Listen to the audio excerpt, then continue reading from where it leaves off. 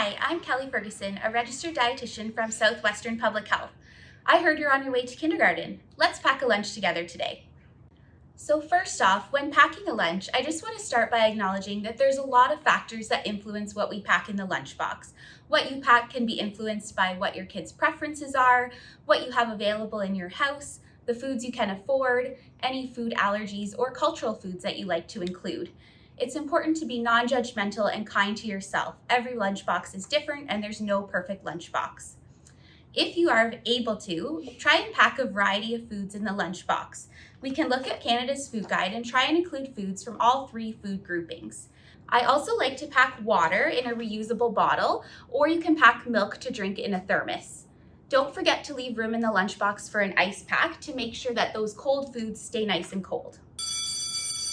So today we're going to pack a lunch. Today I have Mom and Elowen here who are going to work on packing a lunch together. Now my number one tip on packing a lunch is to get the kids involved in packing as much as possible. One way you can do that is by having them pick different vegetables to put in their lunch. Elowen, do you want to pack the vegetables in your lunch? Perfect. So Kelly, my kids get bored with sandwiches all the time. Any creative ideas to change this up in the lunchbox? Sure, yeah. Thinking of new ideas for the lunchbox can be a challenge, and also having the energy to pack those, especially after you've been packing lunches for a couple of months. I'll just share some ideas that might help to get your creativity going as you pack lunches. So one thing you can do is switch up the bread that you're using for the sandwich. So you can use something like a wrap or a pita to make it a little bit different. You can also try and get creative with fillings. You could do something like falafel, you could make a chicken salad with leftover chicken, sliced grapes, and mayonnaise, or you could do a taco style wrap with leftover taco meat and veggies from supper the night before. It's also really popular now to do bento box style lunches. So those are lunches with lots of different snack style items, things like fruit or vegetable pieces, cheese, pieces of hard-boiled egg or chicken. So all of those snack style items can be really popular for some kids. Using a thermos in the lunch opens up tons of possibilities. So you can pack leftovers from dinner the night before, things like chili, soup, macaroni and cheese, leftover stir fry or dal. You can also pack breakfast style foods in a thermos. So you could pack a cold food like a smoothie that I've made here for this thermos, or you can pack other breakfast style foods like oatmeal with milk or scrambled eggs.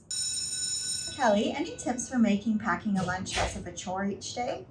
Sure, so one thing that can help is planning ahead as much as possible. At dinner, make a little bit of extra food that you can use in your lunch the next day as leftovers. So for example, if you're making a tuna casserole, you can pack some of that in the thermos the next day.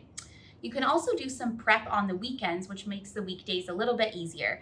You can prep a basket of, or a container of fresh vegetables for easy packing in the lunch, or you can make up cookies or muffins and pop them in the freezer to grab and go each day.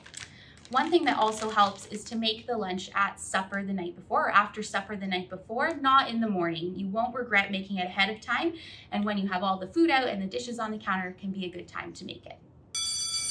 Can you talk to us a little bit about food safety? Sure, yeah. So when packing a lunch, you want to use an insulated lunch bag and also pack an ice pack in the lunch to make sure that those cold foods stay nice and cold. If you're using a thermos to keep hot foods hot, one way you can fill it up is by putting some boiling water in there and then heating up the food until it's steaming hot, and then replacing that water with the food in the thermos so that it stays nice and warm throughout the school day. You can also put cold foods in a thermos, so things like smoothies or milk, to keep them nice and cold in the lunchbox. At the end of the day, when the lunchbox comes home, we want to make sure we discard any of that perishable food. So things like cut up cheese or meat, anything that was in a thermos that's perishable, those things unfortunately cannot be reused. We also want to make sure that we wash the containers with hot soapy water each night, and maybe the lunchbox as well. One thing that you want to consider is whether your school has any policies regarding nuts packed in the lunch. So you want to check with your classroom to see if there's any products that you can't pack. Thank you for preparing a lunch with us today. We wish you well as your family gets ready for kindergarten. If you have any questions about this video or concerns about your child's development or nutrition, please reach out to your healthcare provider. A free dietitian is available through Telehealth Ontario, or a public health nurse can support you at the health unit. Thanks for watching.